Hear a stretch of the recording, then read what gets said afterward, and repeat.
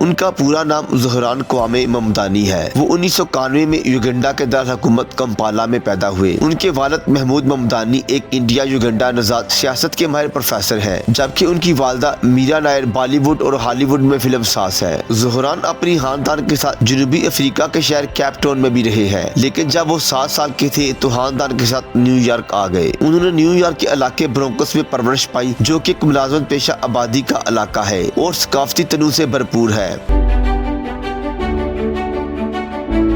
انہوں نے افریقانہ اسٹڈیز میں گریجویشن کیا اور فلسطینیوں کے حقوق کے لیے سرگرم رہے۔ سن 2024 میں ان کی شادی شامی نژاد امریکی آرٹسٹ راما دواجی سے ہوئی۔ تعلیم حاصل کرنے کے بعد زہران نے بطور فور کلوزر پریونیشن کونسل کام کیا، جس کا مطلب ایک ایسا میئر جو غریب خاندانوں کو گھروں سے قرض کی وجہ سے جبری بے دخلی سے بچانے میں مدد دیتا ہے، اور جس کا اثر ان کی عوام کی فلاح و بہبود پر مبنی سیاست پر واضح ظاہر ہے۔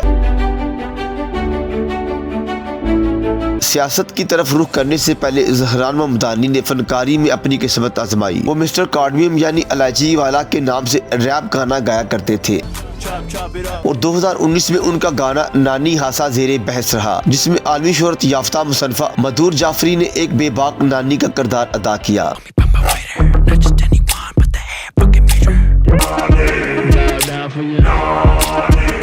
ان کے ایک ریپ گانے میں پاکستانی گلوکار علی سیٹھی نے بھی حصہ لیا تھا، جو کہ ان کے حالیہ انتخابی مہم کی حمایت میں نظر آئے ہیں۔ اپنے ریپ گانوں کے بارے میں بات کرتے ہوئے ممدانی نے نیو یارک میں مقیم ایک خبر کو بتایا کہ فنکار اس دنیا کے کہانی نگار ہوتے ہیں اور ہمیں اس بات کو یقین بنانا ہوگا وہ صرف برائے نام ہمارے ساتھ نہ ہوں، بلکہ ہم ان کے شانہ بشانہ ساتھ چل رہے ہوں۔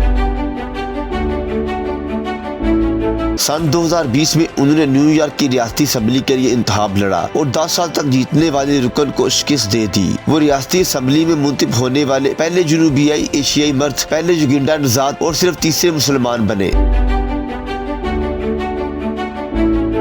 میئر کے الیکشن کے لیے ان کے مہم میں نیو یارک کے عام لوگوں نے کافی دلچسپی دکھائی، کیونکہ انہوں نے ایسے مسائل اٹھائے جو کہ نیو یارک جیسے مہنگے شہر کے عام لوگوں کو متاثر کرتے ہیں۔ زہران کی میئرشپ کی مہم بنیادی طور پر ایک سوشلسٹ نظریہ پیش کرتی تھی، جس میں انہوں نے شہر میں رہائش، نقل و حمل اور کھانے کی سہولت کو زیادہ منصفانہ بنانے کا وعدہ کیا۔ تاہم ان کے ناقدین مثلا نیو یارک ٹائمز اخبار کے ادارتی بورڈ کا خیال ہے یہ منصوبے مالی طور پر ممکن نہیں ہے۔ انہوں نے اپنے مسلم عقیدے کو بھی اپنی انتخابی مہم کا ایک نمایاں حصہ بنایا، اور جہاں باقاعدگی سے مساجد کا دورہ کیا، وہی شہر کے خراجات کے بحران کے بارے میں اردو میں ایک ویڈیو بھی جاری کی۔